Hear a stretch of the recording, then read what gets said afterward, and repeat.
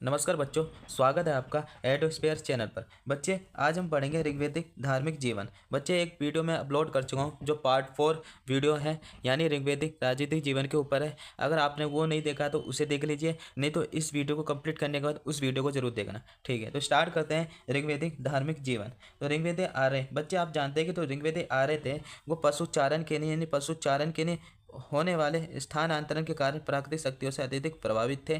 यानी वो क्या, एक स्थान से दूसरे स्थान घूमते रहते थे बच्चे, यानी चारा चारा की तलाश में, यानी पशुचारण के लिए।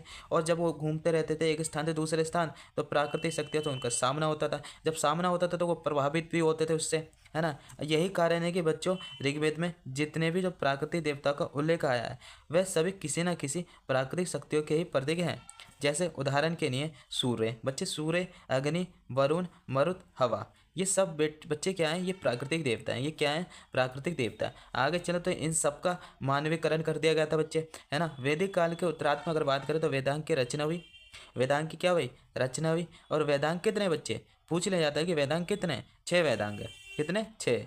शिक्षा, कल्प, निरुक्त, छंद, व्याकरण और ज्योतिष। कितने, 1 2 3 4 5 6, 6 वेदांग है ना बच्चे। और 6 वेदांग में एक वेदांग जो है निरुक्त, ये इंपॉर्टेंट होता है। एक निरुक्त जो वेदांग है बच्चे, ये बाद के काल में लिखा गया था। कितने, बाद के काल में लिखा गया था। अब बात करते हैं निरुक्त नामक वेदांग की रचना किसने करी थी बच्चे, यास्क ने करी थी। किसने, यास्क ने करी थी बच्चे। यास्क ने निरुक्त में देवताओं की संख्या कितनी बताइए, 33 बताइए। कितनी बताइए, यास्क ने निरुक्त में देवताओं की संख्या कितनी बताइए, 33 बताइए। याद रख लिए, ये एग्जाम के लिहाज से बहुत ज़्यादा इंपॉर्टेंट होता है बच्चे, है ना। आगे चलते बच्चे, तो बात करते हैं यास्क। बच्चे क्या होता है, यास्क ने देवताओं को 3 भागों में बांटा है। कितने, 3 भागों में बांटा है। पहला आकाश के देवता, जिसमें गो, सूर्य, वरुण, विष्णु, उषा, अश्विन, सविता, अतिथि। बच्चे ये किसके अंतर्गत आएंगे, आकाश के देवता, है ना। यास्क ने 3 भागों में बांटा और आकाश के देवता के अंतर्गत ये देवता है ना।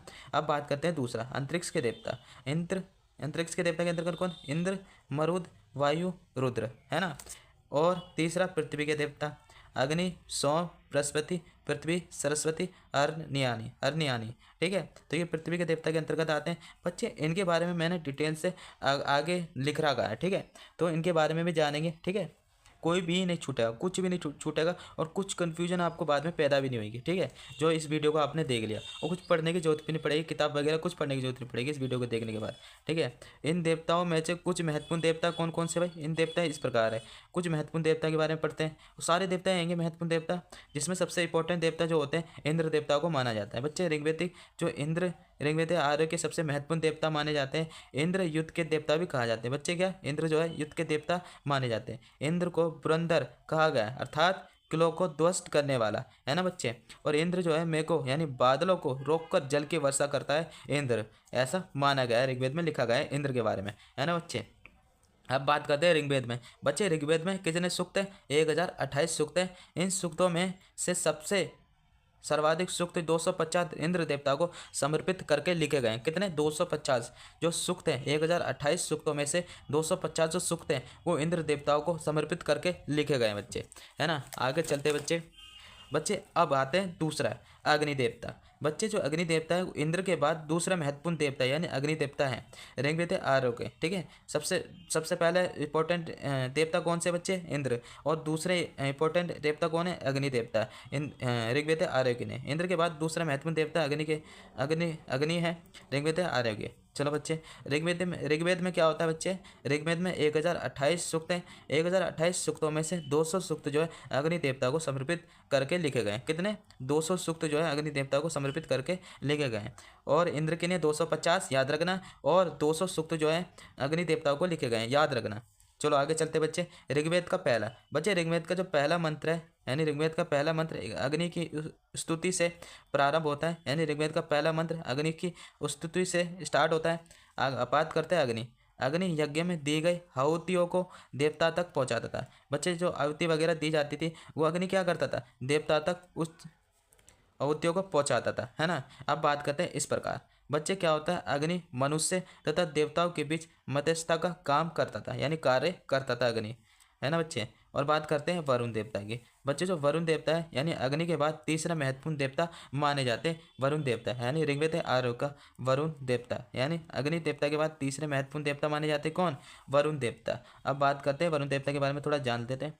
वरुण को ऋत अर्थात नैतिक नियमों का संरक्षक भी कहा गया है। बच्चे याद रखना, जो वरुण देवता है उसे न्याय देवता भी कहा गया है, यानी न्याय करने वाले देवता, है ना।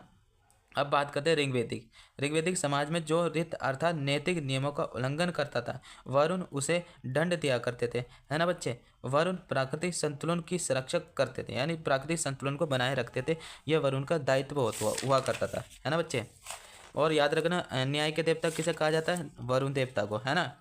अब बात करते हैं बच्चे, बात करते हैं वरुण को ऋत स्याकोपा कहा गया, अर्थात ऋत अर्थात नैतिक नियमों का रक्षा करने वाला, है ना। वरुण जो है ऋतु यानी ग्रीष्मकाल, शीतकाल, वर्षाकाल को भी नियमित करते थे, यानी संतुलन बनाए रखते थे। ईरानी ग्रंथ जैद अवस्था में, यानी ईरानी ग्रंथ जैद अवस्था में वरुण को हऊर मजदा कहा गया। बच्चे आगे देखते हैं, मैंने कुछ ये प्रोफाइल से तैयार कर रहा है कि ये कुछ प्रोफाइल नहीं, वैसे मैंने वरुण देवता को हमने बताया ईरानी ग्रंथ में जैद अवस्था कहा गया है ना।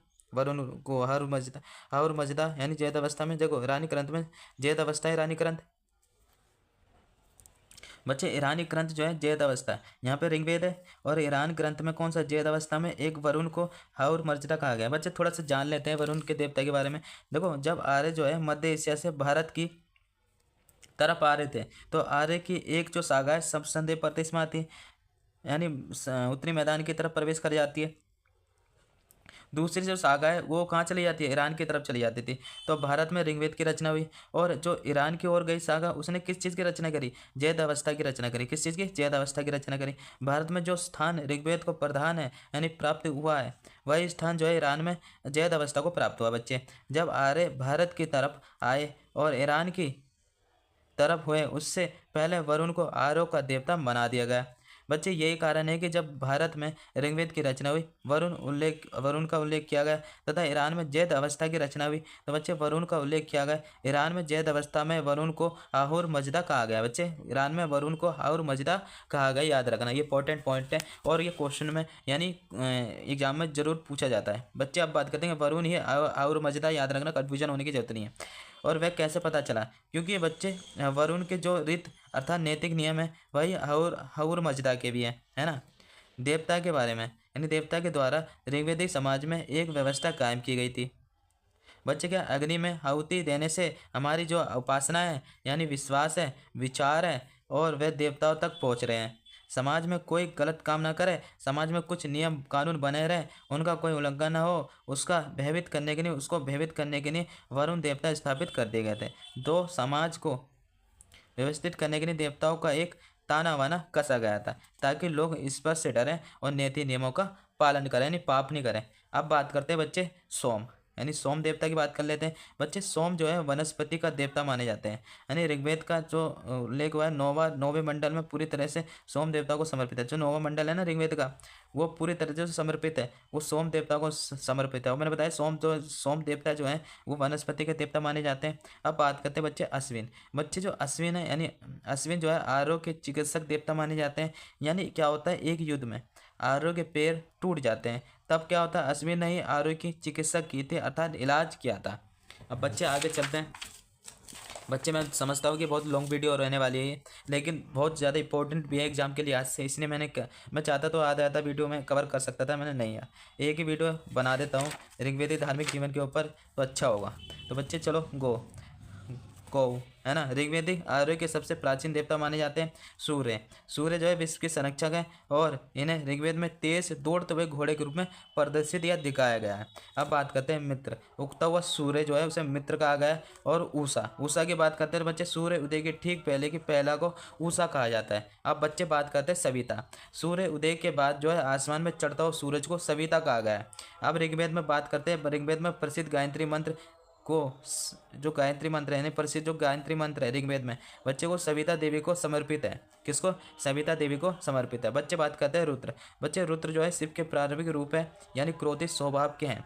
याद रहे, इस शिव की पूजा का प्रारंभ वैदिक काल में नहीं हुआ था, बल्कि हड़प्पा काल में प्रारंभ हुआ था शिव जी की पूजा का। है ना। अब बात करते हैं पर्जन्य। पर्जन्य बच्चे वर्षा के देवता माने जाते हैं, है ना। बृहस्पति, बृहस्पति यक्ष के देवता माने जाते हैं। और हरनियानी, हरनियानी जो बच्चे क्या है, जंगल की देवी मानी जाती है हरनियानी, है ना। अब बात करते हैं थोड़ा ऋग्वेदिक देव मंडली की विशेषता, ऋग्वेदिक देव मंडली की विशेषता बात करते हैं। तो बच्चे क्या होता है, ऋग्वेद देव जो है, जो ऋग्वेदिक देव मंडली पुरुष प्रधान है, यानी देवताओं की उपेक्षा देवियों को कोड स्थान प्रदान किया गया है। देवता की तुलना में देवियों की संख्या भी कम है, याद रखना बच्चे। यहाँ तक कि उषा, अदिति जैसी तथाकथित महत्वपूर्ण देवियों का उल्लेख भी ऋग्वेद में आदर के साथ नहीं हुआ, याद रखना बच्चे, आदर के साथ नहीं हुआ। अब बात करते हैं ऋग्वेद में कई स्थलों पर इंद्र द्वारा उषा के साथ दुर्व्यवहार किया जाने का वर्णन आया है। उषा के साथ किया जाने का वर्णन आया है, कैसा, दुर्व्यवहार करने का, जो वास्तव में ऋग्वेद में देवमंडलीय व वित्र सत्तात्मक समाज का तर्पण माना जाता है। अब बात करते हैं देवता की उपासना यक्ष द्वारा होती थी। इसमें उपासना का लक्ष्य भौतिक सुख समृद्धि है। बच्चे आपको समझ में आ रहा होगा, लेकिन ये वीडियो बार बार यानी 1 से 2 बार देखोगे तो बहुत अच्छे से आपको समझ में आएगा। अब बात करते हैं बच्चे ऋत की संकल्पना। ऋत की संकल्पना में क्या होता है ऋग्वेद में, बच्चे क्या होता है ऋग्वेद में, ऋत की संकल्पना ऋग्वेदिक समाज में संसाधनों पर सामूहिक अधिकार की व्यवस्था का द्योतक था। अब बात करते हैं कबीलाई। कबीलाई समाज कैसा था भाई, निजी संपत्ति किसी के पास थी नहीं, प्रॉपर्टी प्राइवेट प्रॉपर्टी किसी के पास ही नहीं थी, इस प्रकार की अवधारणा ही नहीं थी भाई। जमीन का महत्व नहीं था उस समय, है ना। पशुचारण का सामूहिक रूप से किया जाता था, पशुचारण भी क्या है, सामूहिक रूप से किया जाता था, ऐसा ऋग्वेद में कहा गया है। संपत्ति की सामूहिकता से ऋत की रक्षा होती है। और वरुण देवता को ऋत श्याकोपा कहा गया है, अर्थात ऋत का संरक्षक कहा गया है, अर्थात संसाधनों पर सामूहिक अधिकार की व्यवस्था का रक्षक कहा गया है। वरुण के आदेशों के उल्लंघन पर दंड देने का बात की गई है। तो बच्चे अगर ये वीडियो अच्छी लगी हो तो सब्सक्राइब, लाइक और कमेंट जरूर करना, और इस वीडियो को ज़्यादा से ज़्यादा शेयर करना। और बच्चे ये वीडियो मेरे ख्याल से अब मैंने जल्दी कवर करा दिया है ना। तो बच्चे इस वीडियो को 1 से 2 बार देखना पड़ेगा, तब आपके जाके समझ में आएगा, है ना। और स्लो करके देखना, कुछ जल्दबाजी बच्चे 2 या 3 स्पीड में कर देते हैं, वो गलत है, ठीक है। वैसे तो कुछ समझ में ही नहीं आएगा अगर आप ऐसे करके देखोगे, है ना। ठीक है, धन्यवाद बच्चे, बहुत लंबी वीडियो हो गई, इसके लिए मैं माफ़ी चाहता हूँ, लेकिन